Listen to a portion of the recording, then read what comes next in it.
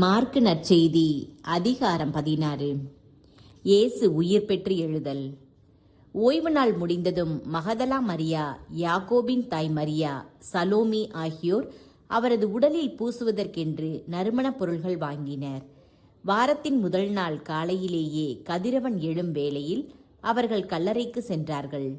கல்லறை வாயிலில் இருந்து கல்லை நமக்கு யார் புரட்டுவார் என்று அவர்கள் ஒருவரோடு ஒருவர் கேட்டுக்கொண்டார்கள். ஆனால் அவர்கள் நிமிர்ந்து உற்று நோக்கிய பொழுது கல் புரட்டப்பட்டிருப்பதை கண்டார்கள். அது பெரியதொரு கல். பிறகு அவர்கள் கல்லறைக்குள் சென்றபோது வெண்தொங்கல் ஆடை அணிந்த இளைஞர் ஒருவர் வலப்புறம் அமர்ந்திருப்பதைக் கண்டு திகிலுற்றார்கள். அவர் அவர்களிடம், திகிலுற வேண்டாம், சிலுவையில் அறையப்பட்ட நாசரேத்து இயேசுவை தேடுகிறீர்கள். அவர் உயிருடன் எழுப்பப்பட்டார். அவர் இங்கே இல்லை. இதோ அவரை வைத்த இடம். நீங்கள் புறப்பட்டு செல்லுங்கள்.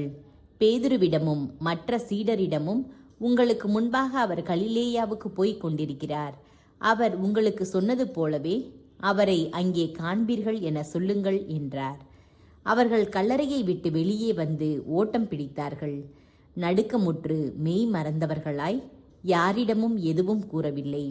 ஏனெனில் அவர்கள் அச்சம் கொண்டிருந்தார்கள். முடிவுரை.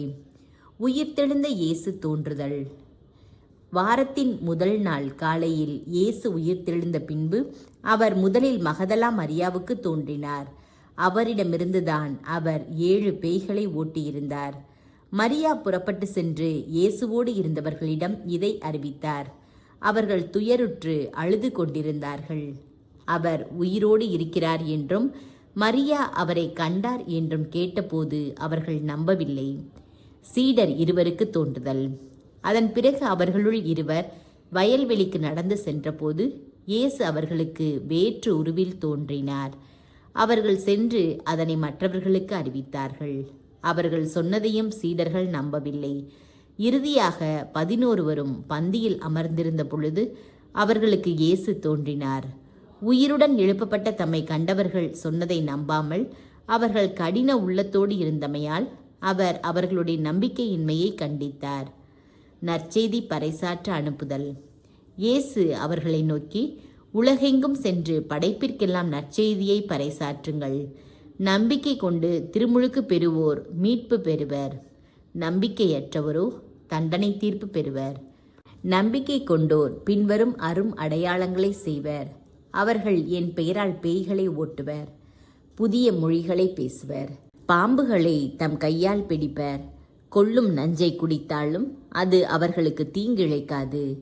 அவர்கள் உடல் நலமற்றோர் மீது கைகளை வைக்க அவர்கள் குணமடைவர் என்று கூறினார். இயேசுவின் விண்ணேற்றம்.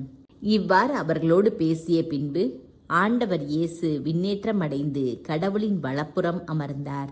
அவர்கள் புறப்பட்டு சென்று எங்கும் நற்செய்தியை பறைசாற்றினர்.